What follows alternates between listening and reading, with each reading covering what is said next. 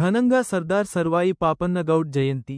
పాలమూరు పట్టణంలోని పద్మావతి కాలనీ గ్రీన్బెల్ట్ దగ్గర గల బహుజనుల ధీరుడు సర్వాయి పాపన్నగౌడ్ విగ్రహానికి గజమాల అలంకరించి నివాళులు అర్పించిన అనంతరం ఆయన మాట్లాడుతూ, పీడితులు, బహుజనులు ఏకమై పోరాడితే రాజ్యాధికారం సాధించవచ్చని నిరూపించిన సామాన్యుడు, గొప్ప బహుజన విప్లవకారుడు, కుల, మత, జాతి వర్గ విభేదాలు లేని సమాజం కోసం దాదాపు 350 ఏండ్ల కిందనే కృషి చేసిన బహుజన పోరాట యోధుడు సర్దార్ సర్వాయి పాపన్నగౌడ్ అని, 17వ శతాబ్దంలోనే స్వీయ సైన్యంతో దక్కన్పై బహుజనుల సంక్షేమ బాధ్యత తీసుకుని తొలి బహుజన రాజ్య స్థాపన చేసిన గొప్ప వీరుడు తొలి బహుజన రాజు అని ఆయన చెప్పారు.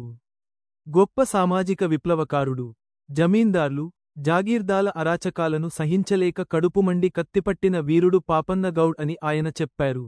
ఈ కార్యక్రమంలో జిల్లా కలెక్టర్ శ్రీమతి విజయేందిర బోయి, minority finance corporation chairman Obedullah Kotwal, TPCC ప్రధాన కార్యదర్శి మిథున్ రెడ్డి, జిల్లా గ్రంథాలయ సంస్థ చైర్మన్ మల్లు నరసింహారెడ్డి, పెద్ద విజయ్ కుమార్ తదితరులు పాల్గొన్నారు.